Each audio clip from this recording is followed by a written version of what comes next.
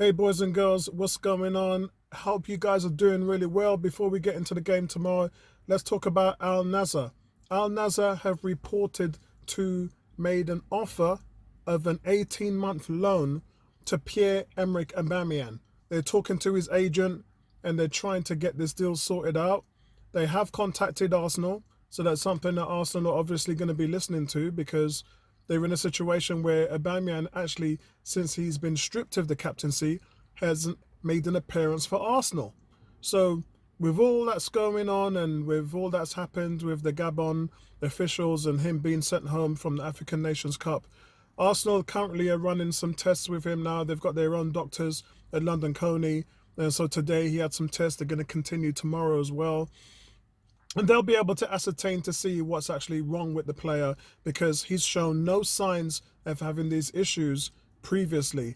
But as we know, with COVID and long COVID, a lot of these things sort of just pop up, and there's not been any medical answers for what's been happening with all these treatments. I myself know everything there is to know about that because that's what I'm currently going through. After 1 year now, I'm still struggling with long COVID with a 70% lung capacity. So you have to think to yourselves how it would affect some of these people. And, I think what frustrates me is when you get COVID, you just make a miraculous recovery and you're ready to go in the next couple of days. And that's just not how it works. That's as far from the truth as we can see. Not everybody's the same. People are different. And there is a good percentage of people out there who's still struggling with long COVID. And I think that that's the reason why tomorrow they have to assess the likes of Martin Odegaard, etc. Because, he had some breathing issues as well when he caught it.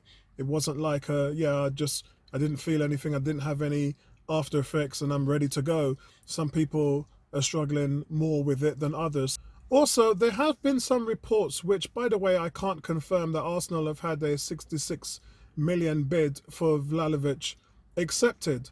Those are reports that are coming from Italy, not the UK. From what we know is it's a deal that could rise up to 90 million because of the agents and because of the player's salary, etc. Look, all I'm saying, guys, is take these things with a pinch of salt. Every day we're hearing things like the reason why he doesn't want to sign is because he's gone into an agreement with Juventus on a free transfer, and if he signs for Arsenal, it breaks that clause, and some of the monies that Arsenal's are offering up is actually to pay for that clause. All of these guys are rumours. The situation as it stands is the agents have been in contact, so they're now at the point where all parties are talking to each other, and I just don't see a passion from Vlahovic to want to join Arsenal, which is why I said I would only see this happening 40%. As far as I'm aware, the player wants to stay in Fiorentina. I don't know anything about Juventus. Juventus don't have any money anyway. So if, it's a bit of a contradiction, isn't it? That he wants a bumper deal. He wants his agent's fees paid. He wants all this money put forward. Why would you go to Juventus? Juventus, who is a team that didn't have any money to buy Locatelli, that they had to do that deal over 5 years and get themselves into the red even worse because of that deal alone. So and that was only 30 million. So how are you going to pull off a deal that's worth up to 90 million with Vlahovic? It just doesn't make any sense. None of it makes any sense. Also, guys, Arsenal have been talking to another player's agent today in London, and that is Arthur Melo. Arthur Melo's agent arrived in London today, and the Gunners are desperate to rope in this Brazilian. Remember, he was sent over in a part deal with Barcelona, and that was worth about 31 million euros. So the Juventus right now, they're looking to get something from this because at the moment, again, they're talking about an 18-month loan. So if Arsenal do take him, it would be for the end of this season and for the whole of next season. I didn't think that this deal would go through simply because Juventus can't find the replacement. But at the moment, for them to allow the player, remember, Juventus have to give permission for the player's agent to talk to Arsenal. So for them to submit that this is what's happening now means that they have agreed in some way for the player to come to Arsenal. So expect within the next 72 hours to get sorted out and for Arthur Melo to be an Arsenal player. So looking forward to the Carabao Cup semi-final, guys. Granit Xhaka, as you know, he's suspended for the semi-final, and Liverpool will be without Alex Oxlade-Chamberlain as well, following the goalless draw last week that we saw. It kicks off Thursday night, 7:45. Question really is how many players are going to be back?